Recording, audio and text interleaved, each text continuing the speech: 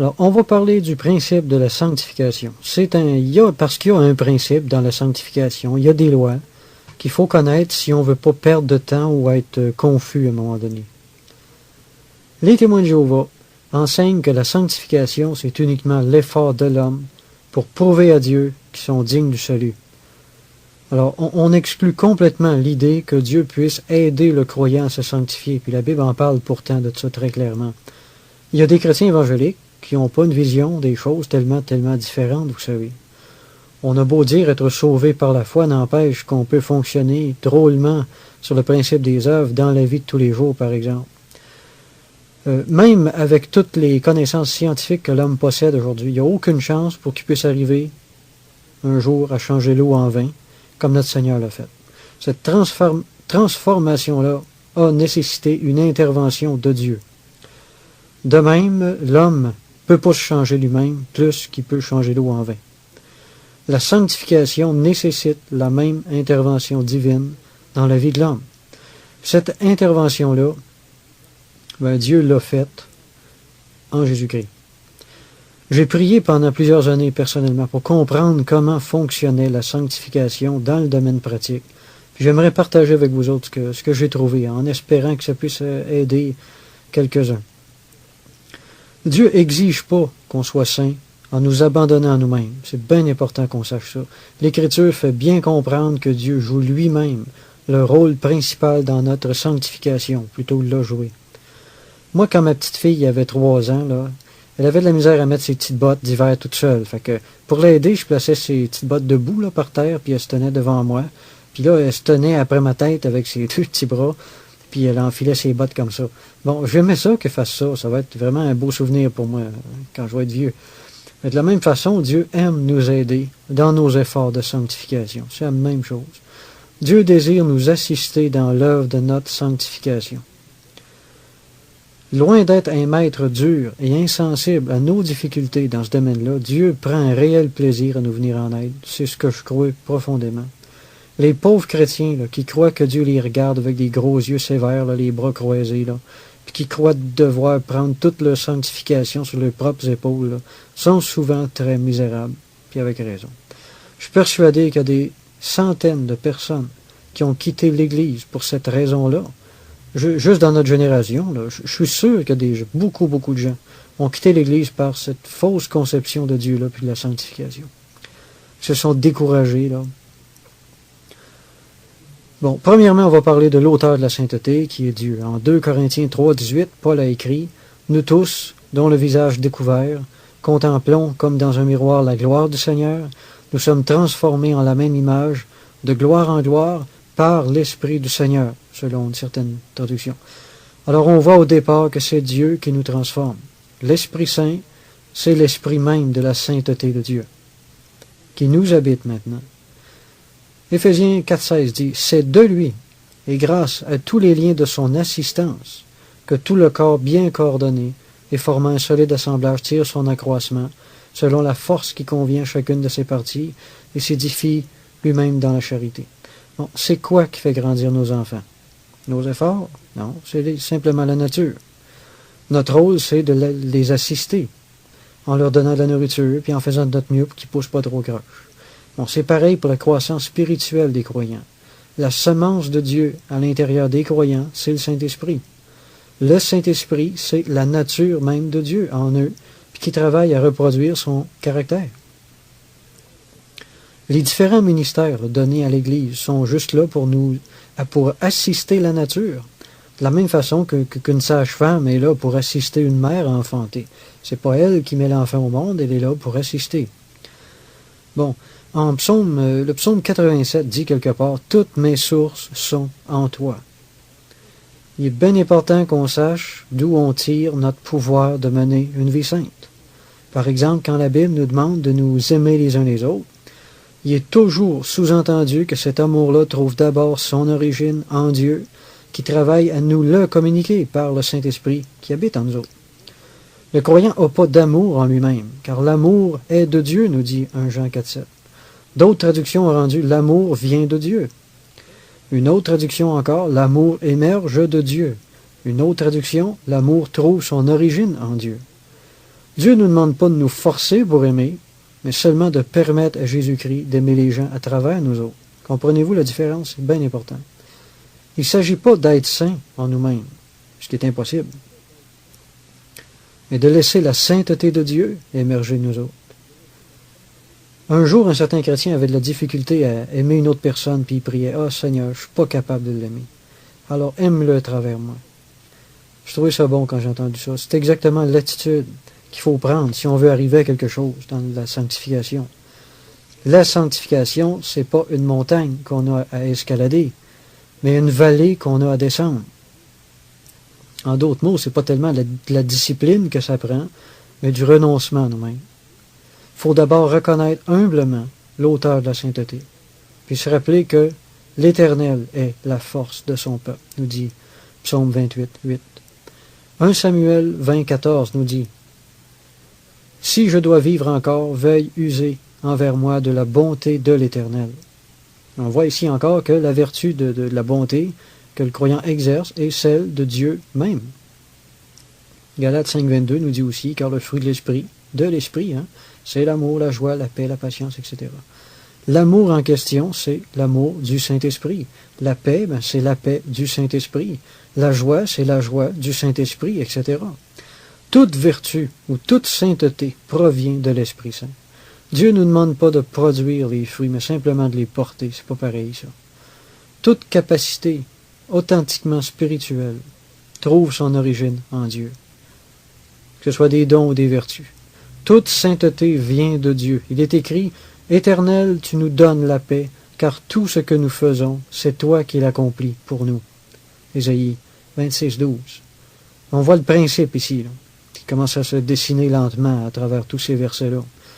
L'apôtre Pierre enseigne également que, en 1 Pierre 1, 15 et 16, « Puisque celui qui vous a appelé est saint, vous aussi soyez saints dans toute votre conduite, selon qu'il est écrit, vous serez saints, car je suis saint. » Ce texte-là nous dit implicitement que la sainteté du croyant plonge ses racines dans la sainteté même de Dieu. La sainteté du croyant est bel et bien fondée en celle de Dieu. Ce que Pierre commande en fait aux croyants ici, c'est d'être coopératif avec la sainteté de Dieu qui les habite déjà. En Hébreux 12, 10, on nous atteste encore la même chose en disant « Dieu nous châtie pour notre bien afin que nous participions à sa sainteté. » Il est écrit en Romains 5, 10, « Car si, lorsque nous étions ennemis, nous avons été réconciliés avec Dieu par la mort de son Fils, à plus forte raison, étant réconciliés, serons-nous sauvés par sa vie. » L'expression est intéressante ici. Le salut puis la sanctification sont si étroitement liés dans les Écritures que les deux choses sont souvent confondues en une seule chose. Le mot grec traduit par le mot vie, c'est Zoé. Selon le Vines, à la page 676, je cite, « Le mot est utilisé dans le Nouveau Testament comme étant le principe de la vie. La vie comme Dieu la possède. Il y a une indiscutable implication morale rattachée à cette expression, telle la sainteté et la justice. Cette vie divine fait un incessant travail dans la nôtre. » Fin de citation. Autrement dit, être sauvé par sa vie, comme nous dit notre verset, ça signifie plus précisément être changé ou transformé par la vie de Christ qui est en nous autres. Alors la sanctification, c'est pas une série de push-ups qu'il faut faire. C'est un renoncement à nous-mêmes, puis c'est une coopération. Il s'agit de laisser Jésus-Christ émerger de nous autres. Ça prend de la soumission pour faire ça. Ça prend pas vraiment des capacités de volonté, là. Alors c'est pas ça du tout. On sait que c'est Dieu qui sauve. Puis même s'il est évident qu'il a fallu qu'on coopère à quelque part, évidemment, le salut est premièrement une œuvre de Dieu. On sait ça, la Bible est très claire là-dessus. C'est la même chose pour la sanctification, vous savez, il n'y a aucune différence. La sanctification fait partie intégrante du salut. Alors si notre justification s'est opérée sur le principe de la grâce, notre sanctification va obligatoirement l'être aussi, ou devrait l'être.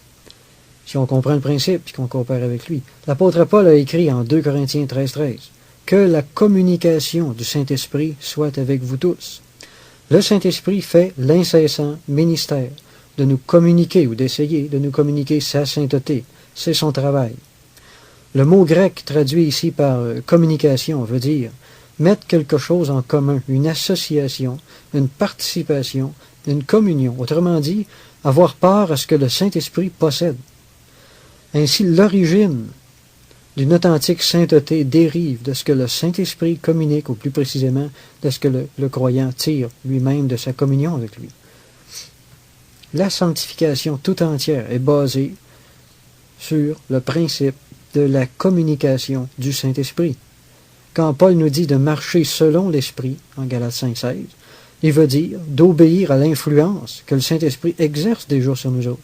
C'est pas quelque chose qu'il faut prier pour faire descendre du ciel. Il n'y a pas longtemps, lors d'une réunion à l'église, j'ai entendu quelqu'un prier « Seigneur, donne-nous l'amour pour qu'on puisse aimer les autres. » Mais le Seigneur, on est là dans une attente passive, là, que Dieu fasse quelque chose.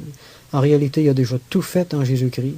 Il s'agit seulement de coopérer avec cette grâce-là qui a fait habiter à nous autres. Il faut y croire à ça. Sinon, tout notre christianisme s'écroule. Si on ne croit pas qu'on a été intégré en Jésus-Christ, lorsqu'on a eu foi en lui, tout s'écroule. Notre foi est vaine.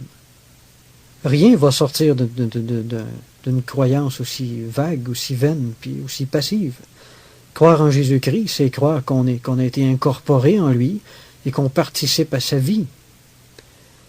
Là, ça va donner quelque chose. Parce qu'avant ce moment-là, il n'y a rien à faire.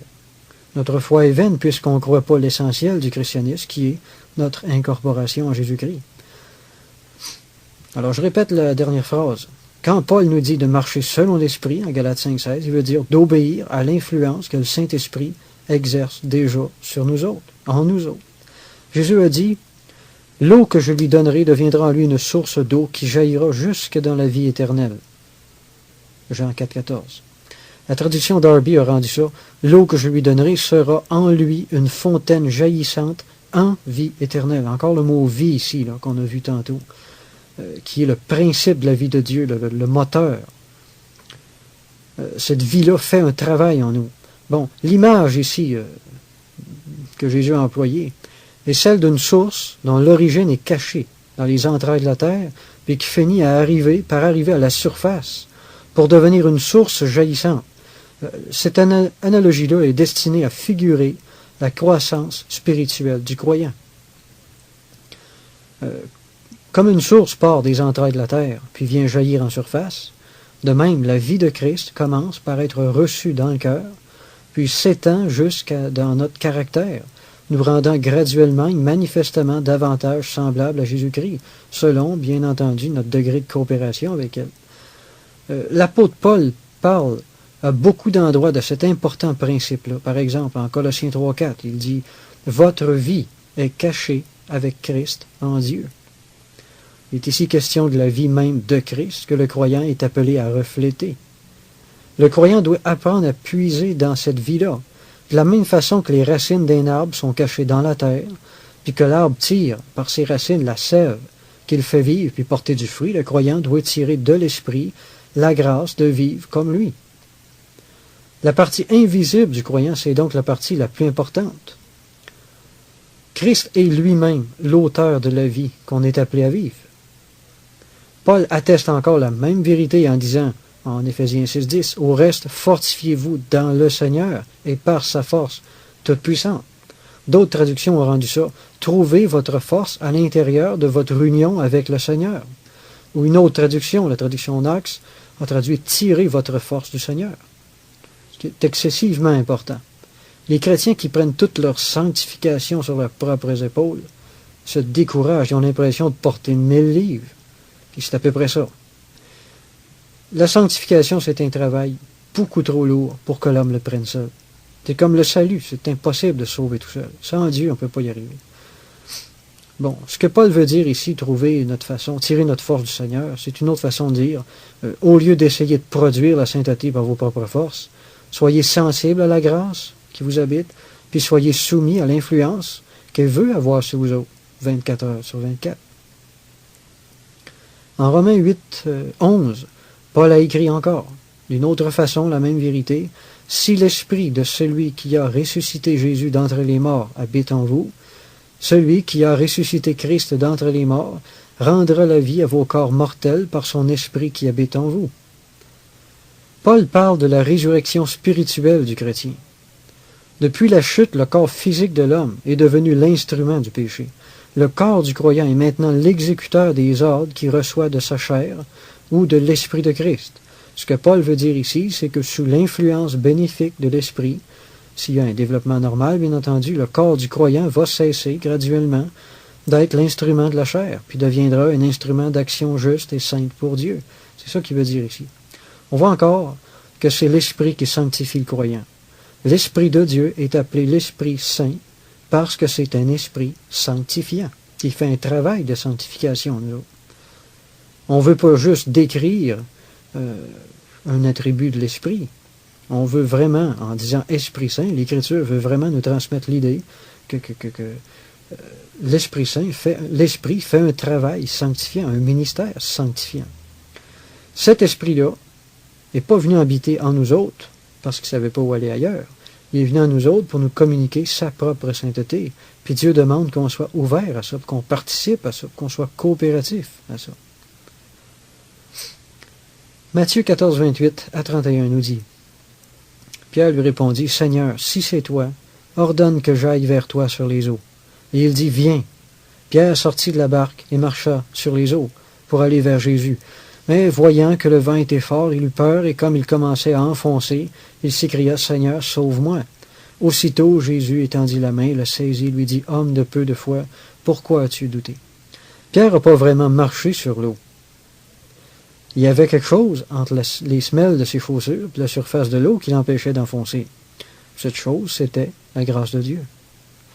Pierre a probablement pas eu peur du vent en tant que tel, mais des vagues que le vent produisait. Probablement. S'il y avait une tempête et que le vent était fort, là, comme ça nous dit, les vagues pouvaient très facilement lui monter jusqu'aux genoux, puis peut-être même jusqu'à la ceinture par moment.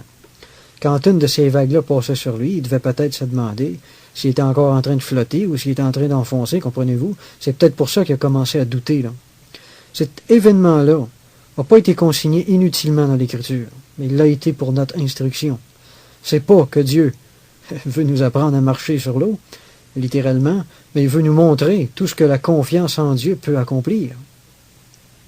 Aujourd'hui, Dieu nous appelle encore souvent à marcher sur les eaux, savez-vous. Il le fait à chaque fois qu'on ouvre le Nouveau Testament, puis à chaque fois qu'à travers certaines circonstances, Dieu nous demande de faire des choses qui sont au-dessus de nos propres forces humainement. Ce passage-là nous fournit un très bon exemple du principe de la vie chrétienne. C'est une vie qui commence par un appel à vivre une vie virtuellement impossible à vivre par nous-mêmes. J'ai souvent eu dans ma vie l'impression que la sanctification était pratiquement aussi difficile que de marcher sur les eaux, puis c'est pas peu dire. Ça prouve seulement, encore une fois, que la vie chrétienne se vit uniquement par grâce, puis pas autrement. On doit apprendre à vivre cette vie chrétienne-là sur le même principe qu'on a été sauvé, c'est-à-dire par la foi, dans le secours de la grâce de Dieu. Quelqu'un a dit que la foi, c'était la prise qui nous connecte à la grâce. La foi, c'est la porte qui nous permet d'avoir accès à cette grâce-là. Selon ce qui est écrit, c'est par grâce que vous êtes sauvés, par le moyen de la foi. Éphésiens 2:8. Il n'est pas faux de dire que c'est également par grâce qu'on est sanctifié, par le moyen de la foi. Parce que ça va ensemble. Comme l'homme est incapable de se sauver sans la grâce, il est de même incapable de se changer sans la grâce. Plusieurs de nous autres l'ont appris à la dure, comme on dit, cette leçon-là. Le fait que Pierre est enfoncé après avoir fait quelques pas, fait énormément penser au premier pas d'un enfant lorsqu'il apprend à marcher. Pierre a en quelque sorte fait ses premiers pas dans la foi. On doit, nous autres aussi, comme des petits-enfants, apprendre à marcher par la foi sur le plancher de la grâce, avant de pouvoir faire l'expérience de la vie chrétienne victorieuse. C'est un long apprentissage, un long apprentissage. Il ne faut pas se faire d'illusions. Il n'y a pas de raccourci dans la sanctification. Il y en a qui ont essayé, ils sont retournés un peu déçus. Il faut commencer par savoir et croire qu'on a, en Jésus-Christ, la grâce de marcher selon la volonté de Dieu. Ça, c'est coulé dans le ciment. C'est un fait, on doit accepter ça. C'est la vérité biblique qui est très claire. Il y a une chose qu'il faut comprendre. Lorsqu'on ne sent pas la grâce, ça ne veut pas dire qu'elle est absente. Soit on ne croit pas suffisamment en elle, ou on n'est peut-être pas suffisamment réceptif. C'est plutôt ça le problème. La grâce est là, dans le cœur de tout croyant. Il n'existe pas vraiment de raison de ne pas posséder la grâce dont on a besoin. Tout est une question de connaissance, puis de foi, puis d'obéissance à cette grâce-là. Tout comme l'apôtre Pierre a marché sur les eaux, la grâce peut nous permettre de vivre une vie sainte, même dans des conditions très difficiles. Il faut savoir aussi que sans un authentique renoncement au péché, la grâce est impuissante. La grâce n'est pas là. La grâce de Dieu ne forcera jamais la volonté secrète du croyant à commettre le péché. Tous les croyants ont accès à cette grâce-là en Jésus-Christ, mais il est tout à fait inutile d'espérer avoir la victoire sur quelque chose si dans notre cœur le renoncement au péché n'est pas complet, n'est pas sérieux. La grâce assiste notre volonté, elle ne la remplace pas. On vient de voir le rôle de Dieu dans la sanctification, ce qui est une bonne chose de fait. Parlons maintenant d'une autre, notre rôle, qui est aussi très important. En Colossiens 2,11, Paul nous dit que les croyants ont été circoncis d'une circoncision que la main n'a pas faite. Il s'agit de la circoncision de Christ, ajoute-t-il. Cette circoncision spirituelle-là est la figure de notre libération du péché, ou du pouvoir du péché, plus précisément. Puis il est clairement dit qu'elle a été l'œuvre de Christ. Alors le croyant peut se reposer sur Dieu en ce qui concerne sa sanctification. En Christ, Dieu nous a donné tout ce qui contribue à la piété, nous dit Pierre. Il nous demande simplement de s'appuyer là-dessus avec confiance, puis d'apprendre à travailler avec la grâce qui nous habite. Je connais quelqu'un qui a dit, si Dieu veut me changer, il me changera. Moi, je n'ai pas le moindre effort à faire, puis je n'ai pas l'intention d'en faire non plus. Bon, on peut exploiter pas mal de choses, pas mal de monde dans la vie, mais on ne peut pas exploiter la grâce de Dieu. C'est Dieu qui sanctifie, d'accord. Mais on a aussi notre responsabilité là-dedans. Jésus a dit, « Demeurez en moi et je demeurerai en vous », Jean 15,4. On doit coopérer avec l'œuvre de Dieu en aspirant à notre sanctification, en résistant à la tentation, puis en fuyant les lieux et les gens qui peuvent nous entraîner dans le péché. On doit aussi chercher à demeurer rempli du Saint-Esprit, puis apprendre à utiliser les différents moyens de grâce que Dieu a mis à notre disposition.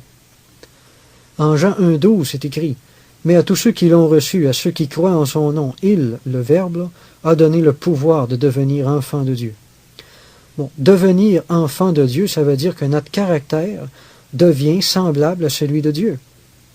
On voit premièrement que c'est Jésus lui-même qui nous donne ce pouvoir-là. Mais en disant qu'il nous donne le pouvoir, il veut dire aussi que Dieu ne fera pas violence à notre volonté. Tu peux devenir plus saint si tu le désires vraiment. Ou tu peux ne pas le devenir si tu ne le veux pas vraiment non plus. On ne peut pas être saint sans la participation de Dieu, c'est évident, et on ne le deviendra pas non plus sans participation de notre part.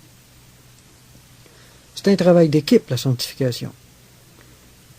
Quelqu'un qui ne croit pas qu'il a reçu en Jésus-Christ la grâce d'amener une vie sainte, qu'est-ce qu'il fait? Aussitôt que c'est dur un peu, il baisse les bras et il se dit « ça ne sert à rien, je ne suis pas capable de toute façon ». Il laisse sa chair le conduire pour le bout du nez, pratiquement comme quand il n'était pas sauvé. Le malheur dans ma vie, puis le malheur dans la vie de tous les croyants, c'est qu'on recherche toujours la voie de la facilité aussi. Vous n'avez pas encore résisté jusqu'au sang en luttant contre le péché, nous dit l'Épître aux Hébreux. Oui, on veut obéir à Dieu, à condition que ça ne demande pas de sacrifice. Bon, on serait capable d'être beaucoup plus saint qu'on est, les amis. C'est juste qu'on ne veut pas que ça fasse mal à nulle part. Être saint, c'est pas difficile. Ce qui est difficile, c'est de prendre la décision d'arrêter d'écouter notre chair, puis d'utiliser les moyens de grâce dont on a parlé tantôt. Ça fait mal parce que notre chair se débat comme un diable pour conserver sa propre vie. Puis en faisant ça, elle empêche celle de l'esprit de sortir. Mais la responsabilité, c'est nous autres qu'on a le gouvernail dans les mains. Là. En Romains 8,13, Paul a écrit, « Si, par l'esprit, vous faites mourir les actions du corps, vous vivrez. » On voit ici les deux responsabilités mises dans le même verset, c'est très intéressant. L'esprit produit la vie, mais nous autres, on doit la laisser passer. Comprenez-vous? La sanctification, c'est une œuvre de coopération entre le croyant et Dieu. Je le dirai jamais assez. Dans son commentaire sur l'Épître aux Hébreux, Frédéric Godet a écrit « La vie du Saint-Esprit ne se réalise pas chez le fidèle sans son concours. Il faut de la part de l'homme une docilité énergique et persévérante à se tenir sous l'action de l'Esprit et à détruire par ce moyen l'activité de la chair. car l'esprit tend à l'immolation de la chair, et celle-ci n'a pas lieu sans souffrance. C'est une mort. Fin de citation. Ayant donc en nous autres l'esprit de la grâce, il nous appartient maintenant de coopérer avec lui, en faisant tous nos efforts pour lui obéir, au lieu d'obéir à notre chair. Il est là, le cœur du problème. C'est pas que le péché est collé après nous autres. C'est peut-être nous autres qui avons mis de la colle après un petit peu. On l'aime, notre péché, vrai, pas vrai. Soyons sincères, soyons honnêtes. Là. La chair, notre chair aime ses péchés. La difficulté se trouve à ce niveau-là, de renoncer à notre péché. C'est pas la victoire sur le péché, c'est pas un problème, ça. C'est pas un problème du tout depuis qu'on est croyant. On a tous la victoire sur le péché, puis on a la victoire sur tous les péchés. Le problème, il est là. Le renoncement du cœur. C'est aussi simple que ça. Il faut premièrement que le croyant soit devenu conscient de la grâce dans sa vie. Ensuite, tout est une question d'obéissance ou de désobéissance. En Tite 2, 11, 12, Paul a écrit « Car la grâce de Dieu, source de salut pour tous les hommes, a été manifestée. Elle nous enseigne à renoncer à l'impiété et aux convoitises mondaines. » On voit la sanctification qui tourne autour du renoncement. Ça, c'est un texte qui est tellement important dans l'Écriture. C'est un texte de base, ça, pour enseigner la sanctification. Le renoncement qui est inspiré par la grâce. Juste avant ce texte-là, Paul fait un paquet d'exhortations à l'Église. Le contexte démontre assez clairement que Paul pense aux croyants lorsqu'il parle de cette grâce-là. Les hommes en question font forcément référence aux croyants parce que la grâce n'a pas été une source de salut pour tous les hommes, mais uniquement de ceux qui l'ont accepté puis qui sont devenus croyants. Le salut en question là, fait référence ici à la sanctification, encore une fois, puis à la transformation progressive du croyant. Alors, je pense qu'on ne rendrait pas une injustice à ce verset-là, à Tite 2.11, en le lisant comme suit. Car la grâce de Dieu, source de transformation pour tous les croyants, nous enseigne à renoncer à l'impiété. En d'autres termes, Paul est en train de dire que toute conduite vertueuse est en réalité le fruit de cette grâce résidente-là à l'intérieur de chaque croyant. Le mot grec pour grâce, c'est charis, comme on le sait, qui signifie une influence divine sur le cœur et qui se reflète dans la vie, selon le Dr. Vine. Je trouve que c'est une très belle définition du mot grâce. Une influence divine sur le cœur et qui se reflète dans la vie. Le but de toutes les exhortations du Nouveau Testament, c'est de nous rappeler, de mettre en pratique les choses qui se trouvent déjà dans notre cœur. Qu'est-ce que la réprimande? Sinon, un reproche pour ne pas avoir, pour pas être assez obéissant à cette grâce-là, à qu'est-ce qu'on sait déjà très bien dans le fond de nous autres. Hein? C'est pour ça que Paul débute le chapitre 3 par ces paroles-là, rappelle-leur, etc., etc. Il donne différentes exhortations. Toutes les exhortations données dans ce passage-là ne sont en réalité que des rappels à propos de ce que la grâce de Dieu produisait déjà au cœur des croyants, qui leur avait déjà enseigné des choses qu'ils savaient fort bien, mais que par négligence, par paresse, parce qu'on s'écoute un peu trop, qu'on néglige. C'est pas des choses qu'on n'a pas, ou qu'il faut faire des efforts pour recevoir, pour produire. L'Écriture nous rappelle sans cesse de coopérer avec la grâce sainte de Dieu. On ne nous demande pas d'acquérir quoi que ce soit. Les exhortations comme « aimez-vous »,« soyez patients »,« soyez doux »,« soyez humbles », etc., de même tous les autres commandements de l'Écriture, sont seulement des rappels à marcher d'une manière digne de ce qu'on est déjà dans le fond. Le Christ, on n'a pas à le construire en dedans de nous autres, on a juste à le déterrer parce qu'il est déjà là. La sanctification, c'est une question d'obéissance à la grâce. Puis ça, c'est le cœur de mon message, ça, là. Si vous retenez juste ça, vous avez déjà retenu pas mal. La sanctification, c'est une question d'obéissance à la grâce. Un jour que j'enseignais ça quelque part, il y a un chrétien me coupe la parole, puis il me dit « Moi, je suis pas capable d'obéir à la parole de Dieu. » Point. Bon, le chemin du paresseux est comme une haie d'épines, dit l'Écriture. Oui, on est capable, c'est juste qu'on est paresseux, admettons les dons. Puisqu'on écoute trop la volonté de notre chair, il est là le problème, le vrai problème. C'est la paresse de la chair qui nous montre les commandements de Dieu comme quelque chose de très difficile à accomplir, surtout en ce qui concerne le croyant. Pas capable, il est mort, comme on dit. Puis c'est vrai. Paul nous dit que la chair a été crucifiée avec Christ, puis on est mort avec lui, afin qu'on puisse justement être capable de mener une vie sainte. Le plan de rédemption de Dieu n'est pas déficient, les amis. Quand le péché persiste dans nos vies, c'est toujours notre faute, c'est jamais celle de Jésus-Christ. Qu'on se le tienne pour dit ça. Deutéronome 30, 10-14 nous dit « Ce commandement que je te prescris aujourd'hui n'est certainement pas au-dessus de tes forces et hors de ta portée.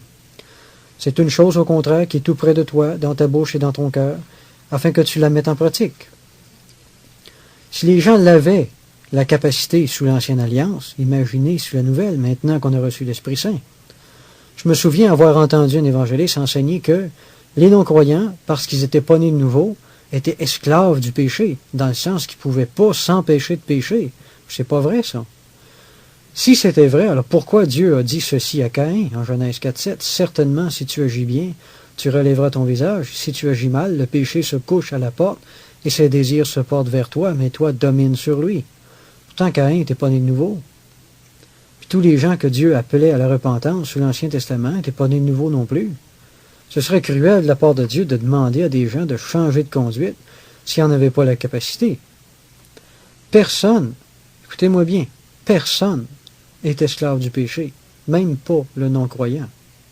Alors enlevons-nous de la tête tout de suite ce mensonge du diable-là qui nous dit qu'on est esclave de notre péché. Il y a même des croyants qui croient ça. En Jean 8.34, Jésus a dit « Quiconque se livre au péché est esclave du péché. » Bon, Jésus ne parle pas d'un esclavage forcé, mais d'un serviteur volontaire. Parce qu'on a le verbe « se livrer » ici. Le verbe « se livrer » ne laisse absolument aucun doute.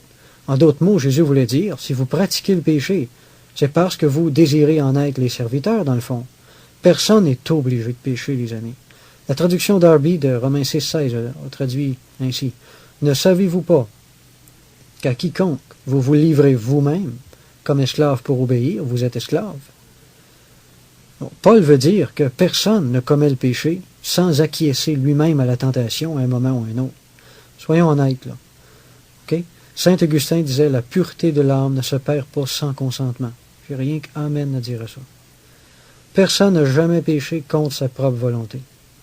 On n'est jamais vraiment esclave du péché. On peut subir des grandes pressions. Je n'ai rien dit, je dis pas le contraire. On peut subir des grandes pressions de notre propre volonté charnelle, là, puis de notre entourage. Mais on n'est jamais forcé de pécher, par exemple. Saint Augustin a encore dit, « Avant que Dieu puisse nous délivrer, nous devons d'abord cesser de nous séduire nous-mêmes. » Si nos convoitises semblent avoir tant de puissance sur nous autres quelquefois, c'est souvent parce qu'on le leur en donne. Le chrétien a maintenant deux volontés en lui. Plusieurs d'entre nous autres, on s'en est aperçu de ça. Puis il doit choisir à chaque instant à laquelle il va obéir. C'est ça le cœur du problème. On aime ça être tenté des fois, pas vrai? De dorloter notre petit péché, notre petite convoitise dans notre cœur. Mais celui qui se laisse entraîner, qui se laisse traîner les pieds, dans un torrent, finit par se faire emporter par le courant, dit le proverbe. Le danger, c'est qu'en jouant avec la tentation, souvent on faiblit, puis on finit par s'y livrer. C'est pas parce qu'on est esclave du péché, c'est parce qu'on a bien voulu tomber dedans. C'est pour ça que Pierre disait de s'abstenir des convoitises charnelles. Pas juste de s'abstenir du péché en tant que tel, mais même des convoitises charnelles, c'est-à-dire de marcher loin des tentations. Va pas quelque part où tes convoitises vont être tentées, vont être aguichées. Bon, si Dieu nous demandait des choses qu'on n'est pas capable d'accomplir, il serait pas mieux que Pharaon qui demandait aux Hébreux de faire des briques puis qui leur donnait pas de paille pour les faire. Mais on sait que Dieu n'est pas comme ça. On a la grâce de porter les fruits de l'esprit puis d'arrêter de pécher, soyez-en persuadés. Pécher, c'est désobéir à la grâce. Si vous voulez ma définition, là, c'est ça. La sanctification n'est pas un problème de capacité, mais une question d'obéissance. Puis ce que je dis là, ça devrait nous réjouir au lieu de nous débobiner, parce que moi quand j'ai réalisé que j'avais en Jésus-Christ la victoire sur le péché, ça a été une libération pour moi. Je me suis senti pousser des ailes. Bon, si on est triste en réalisant que la responsabilité nous incombe de dire non au péché, c'est juste la chair qui voit qu'elle ne peut plus se cacher, là, puis qu'elle va être obligée de renoncer à son péché. Faites-vous-en pas avec ça. C'est des réactions plus ou moins normales. Notre tristesse est peut-être une tristesse selon Dieu, là, qui travaille pour nous amener à la repentance. En Philippiens 2, 12, 13, Paul a écrit « Ainsi, mes bien-aimés, comme vous avez toujours obéi, travaillez à votre salut avec crainte et tremblement, car c'est Dieu qui produit en vous le vouloir et le faire, selon son bon plaisir. » D'une part, on nous dit de travailler à notre sanctification, puis de l'autre, on nous dit que c'est Dieu qui produit. Bon, il n'y a pas contradiction, mais un simple partage de responsabilité. Produire la sainteté en nous, ça a été la responsabilité de Dieu. La nôtre, c'est de travailler à la laisser sortir, puis à ne pas la garder captive en nous, comme les Juifs le faisaient. On est appelé à coopérer avec Dieu. La sanctification, c'est un travail de coopération entre le croyant puis l'Esprit Saint qui est en lui. C'est aussi simple que ça. C'est vrai que le Saint-Esprit travaille souvent, d'une façon souveraine en chacun de nous autres. C'est vrai, ça. Il a accompli des tas de choses sans notre participation consciente. Mais il y a peut-être quand même une participation inconsciente, par exemple. Mais de façon générale, là, d'habitude, il faut participer beaucoup plus consciemment. Puis on doit faire preuve de beaucoup de volonté si on veut grandir dans ce sens-là. Dieu nous demande de participer nous-mêmes à notre sanctification, sinon on ne fera pas beaucoup de progrès. Il y a un détail qu'il faut savoir. C'est le Seigneur qui est maître de la sanctification. Il ne nous appartient même pas de décider ce qui doit être sanctifié en premier dans nos vies, saviez-vous ça? Le choix des priorités appartient à Dieu. Si on s'entête à vouloir réaliser nos objectifs, des fois, on pourrait être déçu en découvrant que Dieu ne nous assiste pas comme on l'aurait espéré. Par contre, Dieu peut prendre l'initiative de changer des choses, nous parler à propos de certaines choses qu'on considère insignifiantes, qui ne sont pas pour Dieu, puis des choses qu'on laisse traîner depuis plusieurs années, peut-être dans notre vie, mais que Dieu trouve important, lui. Alors la prière joue un rôle de première importance dans ce domaine-là parce qu'elle nous aide à découvrir à quel endroit Dieu désire travailler en premier dans notre vie, puis d'être capable de mieux coopérer avec lui. Là, on est arrivé à un principe bien important que j'appelle le principe de la noyade. L'apôtre Paul a écrit en Romains 8.2 « La loi de l'esprit de vie en Jésus-Christ m'a affranchi de la loi du péché et de la mort, qui est en ma chair, autrement dit. » Si je peux me permettre d'ajouter ça, parce que la loi du péché et de la mort, ça se trouve dans notre chair. La loi de l'esprit de vie, ça se trouve dans l'esprit maintenant du croyant. On a les deux. Là. Une loi, là, c'est une force qui obéit à un principe. OK? Jusque-là, comme la loi de la gravité. En d'autres mots, Paul dit « La force qui me pousse à la sainteté est plus grande que la force qui me pousse à pécher. » C'est ça que le verset veut dire ici. La loi de l'esprit de vie qui est en Jésus-Christ m'a affranchi de la loi du péché et de la mort. Très peu de temps après sa conversion, le croyant réalise deux choses. Premièrement, que son cœur possède des nouveaux désirs, des désirs de sainteté. C'est ça que Paul appelle la loi de l'esprit. Deuxièmement, il réalise aussi que sa chair a encore des désirs de péché. C'est ce qu'il appelle la loi du péché. Ce combat-là, il est normal. Tout le long de notre vie, c'est normal. Ça va être normal, ça. On ne peut pas empêcher notre chair d'aimer le péché. Ça ne sert à rien de lutter contre ça, on ne peut pas changer ça. Il n'y a rien que dans sa tombe que la chair éprouvera plus de désir. Gloire à Dieu pour le jour de notre mort. Gloire à Dieu pour la vieillesse, qui affaiblit les capacités de la chair à pécher, puis qui nous aide à vivre plus saintement pour Dieu. Alors, ce qui est laid dans le monde peut être très beau dans le royaume de Dieu. Heureusement, Dieu a prévu des moyens de grâce qui peuvent rendre notre combat moins pénible entre les deux. La vie chrétienne ne consiste pas uniquement à faire des efforts pour empêcher notre chair de pécher, mais premièrement de faire tous nos efforts pour être remplis du Saint-Esprit. Ce qui fait que l'Esprit de grâce va engloutir les tendances de la chair. C'est ce que j'appelle le principe de la noyade, là. Plus on va être rempli du Saint-Esprit, de l'Esprit, plus le désir charnel, plus nos désirs charnels vont être noyés dans l'abondance de la grâce qui va nous dispenser. Comprenez-vous le principe? En Éphésiens 5.18, Paul a dit « Ne vous enivrez pas de vin, c'est de la débauche, soyez au contraire remplis de l'Esprit. » Si on comprend bien ce que Paul dit ici, le meilleur moyen de ne pas s'enivrer de vin, c'est pas seulement de lutter contre la tentation de boire, mais plutôt d'être rempli du Saint-Esprit, puis lui, il va lutter à notre place. Thomas Benton Brooks a dit « Comme la chaleur est opposée au froid et la lumière aux ténèbres, ainsi la grâce est opposée au péché. » Dieu ne peut pas être tenté par le mal. Alors, plus on va être rempli de son esprit, moins la tentation va avoir de pouvoir sur nous autres aussi. C'est pas logique, ça? En Romains 6.4, Paul a écrit « Nous avons donc été ensevelis avec lui par le baptême en sa mort, afin que comme Christ est ressuscité des morts par la gloire du Père, de même, nous aussi, nous marchions en nouveauté de vie. » Ici encore, le principe de la sanctification par la noyade est enseigné. Quand Jésus a été crucifié, son corps a été réduit à l'inactivité. On peut de même espérer, avec le temps, que la grâce de Dieu va prendre une telle ampleur dans certains secteurs de notre vie qu'elle va faire littéralement office de clou, empêchant la chair d'accomplir sa volonté aussi. Si le croyant coopère bien, là, la tempérance de Christ, par exemple, va finir par paralyser l'intempérance naturelle de la chair. La douceur de Christ va engloutir la tendance colérique de la chair. La paix de Christ va engloutir notre inquiétude, etc., etc., etc. Abraham Feuler a dit, « Le péché n'est pas vaincu par une opposition directe, mais en cultivant la vertu qui lui est opposée. » Ça, c'est une parole très intelligente. Le croyant est né de nouveau, c'est-à-dire qu'il est spirituellement ressuscité avec Christ. La personne qui vient de naître de nouveau vit automatiquement des changements intérieurs. La sanctification est une lente résurrection. La chair est inchangeable. Il y a juste l'Esprit Saint qui puisse, par son influence sainte, engloutir les tendances charnelles, puis nous permettre d'être plus forts que la chair. Comprenez-vous le principe? La présence de la grâce tend à désactiver les convoitises de la chair. Charles Spurgeon a dit, « Le péché est tout-puissant tant que la grâce toute-puissante ne le détrône. » Le croyant là, qui vit près de Dieu découvre bientôt que c'est plus tellement lui qui abandonne le péché, mais c'est plutôt le péché qui l'abandonne. Gloire à Dieu pour ça. En 2 Corinthiens 5,4, Paul a écrit, « Car tandis que nous sommes dans cette tente, nous gémissons accablés parce que nous voulons non pas nous dépouiller, mais nous revêtir, afin que ce qui est mortel soit englouti par la vie. » On a encore le principe ici de la noyade. D'autres traductions ont rendu le verbe engloutir par engouffrer, avaler par la vie. La traduction Conibert a traduit ça. Une autre traduction a dit être absorbé par la vie. À leur nouvelle naissance, les croyants ont été baptisés dans le Saint-Esprit.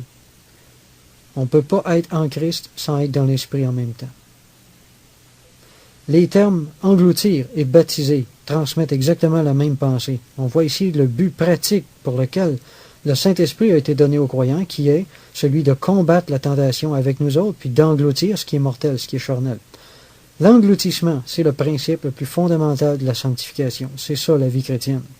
C'est pour ça que c'est si important d'avoir une relation étroite avec l'Esprit de Dieu. Quand Pierre, en Actes chapitre 8, est allé prier pour les Samaritains pour qu'ils reçoivent le Saint-Esprit après leur conversion, je pense qu'il a fait ça parce qu'il réalisait que ces gens-là avaient besoin de grâce, puis tout de suite. Quand on devient croyant, on est automatiquement baptisé dans le Saint-Esprit, en théorie. Mais le baptême du Saint-Esprit, c'est comme la sanctification. Notre position en Christ nous confère ça immédiatement, mais la manifestation visible est loin d'être à son plein potentiel encore. On peut vivre un paquet d'expériences avec le Saint-Esprit, mais ça ne veut pas dire qu'on n'a pas été baptisé dedans au début. Si quelqu'un n'a pas l'Esprit de Christ, il ne lui appartient pas. Alors, c'est à la conversion que ça se passe, ça. On est parfaitement saint en Christ, mais on n'est pas parfaitement saint en pratique. C'est la même chose pour le Saint-Esprit. En Christ, on a été baptisé dans le Saint-Esprit, mais on a besoin de faire des efforts pour s'approcher de lui, puis de recevoir des choses de lui dans le domaine pratique, pour que ça puisse vraiment nous servir à quelque chose. Certaines personnes ont de façon très évidente fait immédiatement une expérience concrète avec le Saint-Esprit dès leur conversion. Pour d'autres, il ne s'est rien passé du tout, il ne semble pas en tout cas. C'est pas apparent. Ils ont reçu la parole de Dieu, ils ont cru, ils ont été baptisés, comme les Samaritains, en Acte 8. Ils ont vraiment pris une décision pour le Seigneur, qui est vraie, qui est authentique. Mais ils n'ont fait aucune rencontre significative avec l'Esprit de Dieu dans le domaine pratique. Ça se peut, ça aussi.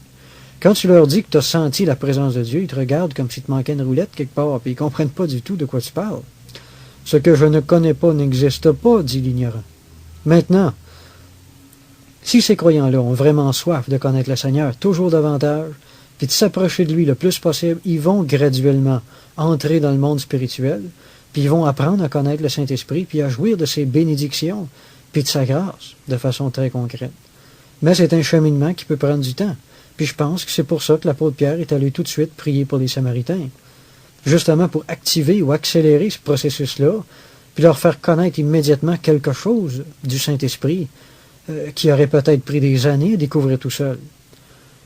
Paul a fait la même chose avec les disciples qu'il a rencontrés en Acte 19. On dirait que les apôtres avaient un don spécial dans ce domaine-là. Ils avaient le don de mettre les croyants en contact avec l'Esprit de Dieu, puis de leur communiquer des dons spirituels, puis de leur faire vivre quelque chose avec le Saint-Esprit, de réel.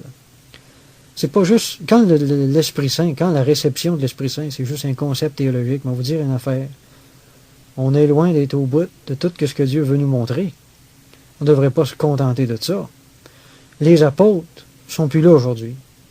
Mais le Saint-Esprit habite tous les vrais croyants. Puis si on peut arriver à développer notre sensibilité à son égard, on risque de vivre certaines expériences bénissantes avec Dieu dans notre vie, qu'on n'aurait pas imaginé même. Il y a beaucoup de chrétiens qui sont définitivement pas assez ouverts à ça. Puis quand je parle d'expérience avec le Saint-Esprit, là, je parle pas de ceux qui se roulent par terre et qui viennent tout croche. Là. OK? On fait bien d'être prudent. Et de se mettre en garde contre des expériences bizarroïdes là, que les gens vivent dans certains mouvements charismatiques. Mais il ne faut pas tomber dans l'autre extrême non plus, puis se fermer complètement là, à toute expérience bénissante avec Dieu, parce que c'est nous autres qui va y perdre quelque chose. Bon, l'Église, là, c'est pas un gros coffre-fort. On peut s'étirer le coup un petit peu pour voir ce qui se passe ailleurs, puis peut-être en tirer des bénédictions. Il n'y a rien de mal là-dedans. Il n'y a rien de mal à se sentir béni à travers notre vie de prière, les amis. Il y a des chrétiens qui ont tellement peur de leurs sentiments, qui refoulent tout ça dans la jambe gauche, comme on dit, puis qui se forcent littéralement pour jamais rien sentir, parce qu'ils pensent que c'est tellement charnel, des sentiments. Ça peut être tellement spirituel, vous savez, des sentiments aussi. Les sentiments bénissants de la présence de Dieu sont pourtant très stimulants dans la vie chrétienne. L'homme possède des sentiments parce que Dieu en possède lui-même, puis qu'il a créé l'homme à son image. Les sentiments, c'est ce qui différencie l'homme de la machine, vous savez. Les sentiments sont naturels, puis utiles. Dieu s'en sert pour stimuler les croyants spirituellement. Bon, je concède bien que le diable s'en sert aussi, pour nous empêcher de faire un paquet de choses. Mais Dieu s'en sert aussi pour stimuler le croyant spirituellement. On connaît tous David Brainerd, le fameux missionnaire chez les Indiens, là, vers les années 1700, qui a connu un grand réveil. Bon, dans son journal personnel, il a écrit « Comme j'étais en train de marcher, une gloire ineffable s'est ouverte à mon âme. Je me tenais là, étonné et dans l'admiration. Je savais que je n'avais jamais vu auparavant rien de comparable à cela en excellence et en beauté. Cela était complètement différent de toutes les conceptions que j'avais eues de Dieu et des choses divines. Je suis demeuré dans cet état de joie intérieure, de paix et d'étonnement jusqu'au soir. Je me sentais comme dans un autre monde. » Plus loin, il écrit encore « Pendant que je regardais les éléments de la Sainte Seine, et que j'imaginais Jésus-Christ crucifié devant moi, mon âme fut remplie de lumière et d'amour, au point d'être pratiquement dans l'extase. » Jonathan Edwards. Je souligne en passant que David Brainerd, le mouvement pentecôtiste, n'existait pas dans ce temps-là, ni rien de semblable. C'était des croyants tout à fait ordinaires, très orthodoxes. Ça ne les empêchait pas de vivre des choses très, très positives aussi. Jonathan Edwards, on connaît aussi certainement ce grand évangéliste-là maintenant, qui est un autre grand homme de Dieu, a écrit lui aussi « J'allais marcher seul dans un endroit solitaire, dans les pâturages de mon père, pour contempler. Comme je marchais et que je regardais le ciel, il me venait un sens si doux de la glorieuse majesté et de la grâce de Dieu que j'ai peine à exprimer. Après cela, mon sens des choses divines s'est accru graduellement et est devenu de plus en plus réel. » On pourrait continuer à citer des exemples comme ça pendant toute une semaine, si j'avais le temps. Oui, il y a des sentiments, c'est pas nouveau ces choses-là. Il y a tellement de grands hommes de Dieu qui vivaient des expériences stimulantes dans leurs sentiments, et qui ont servi de moteur dans leur vie, dans leur service pour Dieu aussi. Il y a des sentiments nuisibles, j'en conviens bien, j'en vis moi-même, comme tout le monde. Il y a des sentiments nuisibles qui viennent de la chair. Ceux-là, il faut les combattre, évidemment. Mais depuis qu'on est né de nouveau, on peut jouir des sentiments, des mêmes sentiments qui étaient en Jésus-Christ aussi. Jésus, en Luc 10, 21, a dit, Jésus a tressailli de joie par le Saint-Esprit, on voit ça dans le texte, puis ça venait pas du diable, les amis. En Galates 5.22, l'apôtre Paul consigne les sentiments de paix et de joie parmi les fruits de l'Esprit. Éprouver des sentiments de bénédiction, ça devient une aide extraordinaire pour la sanctification, si on comprend bien. Là. Les sentiments, la présence de Dieu nous éloignent automatiquement du péché. Ça a pour effet de nous faire aimer le Seigneur encore plus, puis de rendre le royaume de Dieu beaucoup plus réel, puis de nous aider à marcher pour Dieu, puis à persévérer. Il est écrit « Marchez selon l'Esprit, et vous n'accomplirez pas le désir de la chair » Galates 5.16. Pour en revenir à notre sujet, là. Quand on est en train de lire notre Bible, puis qu'on est béni par les choses qu'on y trouve, On n'a pas le goût de convoiter. Hein? Quand on est en train de prier et puis qu'on ressent la présence de Dieu, on n'a pas le goût de médire de personne. Quand on est touché par certains cantiques, puis qu'on ressent l'Esprit de Dieu dans l'Église, dans notre cœur, on n'a pas le goût de se quereller avec les autres. Quand on se rend disponible à Dieu, puis qu'on est en train d'exercer le don que Dieu nous a donné, puis qu'on sent l'onction du Saint-Esprit sur nous autres, on n'a pas le goût de pécher. Ou quand on évangélise, puis que l'Esprit de Dieu est en train de nous inspirer des paroles, on n'a pas le goût de pécher non plus. À travers toutes ces choses-là, la chair se trouve assujettie par l'Esprit, engloutie, baptisée dans l'Esprit. Puis on est comme transporté dans un lieu où la tentation a très peu de pouvoir sur nous autres. Alors il faut rechercher à être rempli de l'Esprit. Comme l'apôtre Paul nous l'a dit, soyez remplis de l'Esprit. Soyez toujours en train d'être remplis de l'Esprit. Le vrai baptême de l'Esprit de Christ, dans l'Esprit de Christ, c'est pas une expérience que le croyant a fait une fois pour toutes à sa conversion ou plus tard. On doit au contraire s'efforcer de faire de notre baptême du Saint-Esprit une expérience constante tout au long de notre vie chrétienne, afin que ce qui est mortel ou charnel en nous soit englouti dans la victoire, nous dit 1 Corinthiens 15, 54. D'un côté, il y a ceux qui vivent juste pour éprouver des bénédictions à travers le sentiment. De l'autre côté, il y a ceux qui pensent que tout sentiment agréable qui peut se rattacher à leur vie chrétienne vient du diable. C'est pas des blagues. Il est grand temps qu'on retrouve l'équilibre dans ce domaine-là, les amis. On connaît mal le Saint-Esprit, puis on se connaît mal nous autres mêmes aussi en tant qu'être humain, comment on est formé. On a tous peur de ce qu'on ne connaît pas, c'est normal. Puis quand on a peur, quand on a des préjugés, on se ferme. Quand on se ferme trop, on se prive la grâce de Dieu. Tenons-nous-le pour dit. Selon moi, chaque chrétien devrait faire lui-même une étude biblique à propos du Saint-Esprit, puis s'efforcer de découvrir ce qui est en droit de s'attendre de lui ou non. On doit découvrir ce que le Saint-Esprit peut et ne peut pas nous donner, puis se débarrasser de nos préjugés. Il y en a qui ont peur des expériences spirituelles, puis il y en a qui n'ont pas assez peur. Étudions les Écritures à ce propos-là. Rejetons toute expérience qui n'ont pas de précédent biblique, mais acceptons humblement celles qui en ont. Soyons ouverts à les faire, nous autres aussi. En conclusion, disons que les croyants doivent donc, premièrement, reconnaître l'auteur de la sainteté, qui est Dieu, de faire ensuite tous leurs efforts pour coopérer puis obéir à la grâce de Dieu, puis de chercher à être remplis du Saint-Esprit par tous les moyens de grâce que Dieu a mis à notre disposition. Amen.